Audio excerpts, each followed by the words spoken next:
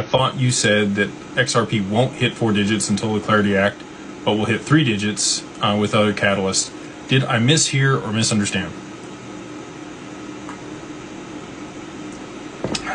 You know, I really think 3 and 4 digits are both possible prior to the Clarity Act.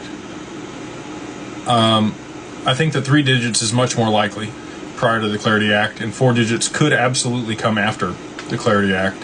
And the reason for that is it really can't start being used for back-end settlement until it's at least 3 digits at scale, you know, for the back-end settlement of the stock market or for SWIFT or for FX or commodities.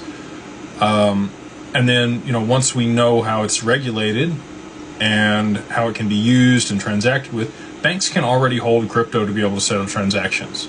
The OCC has given them the authority to do so. So, you know, that means they can hold XRP. XRP, in my mind, is already a commodity here in the U.S.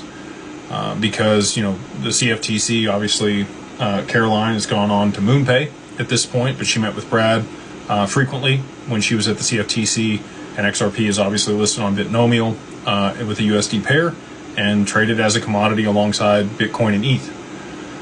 So, all that being said, I think it's in a unique position to be used in a crisis moment, and we'll have a supply shock that pushes it to at least 3 digits. But 4 digits could happen before the Clarity Act, but I think I don't have a certainty on that. It could be that 4 digits does not happen until after the Clarity Act is passed.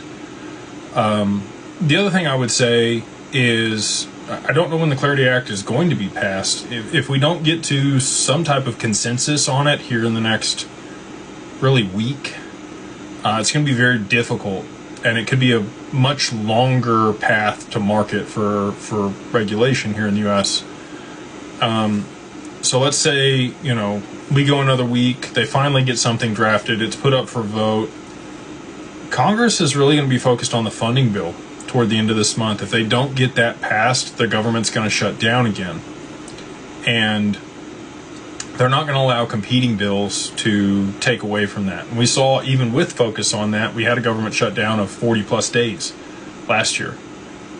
If, you know, something similar were to take place, we're really into March and midterms at that point.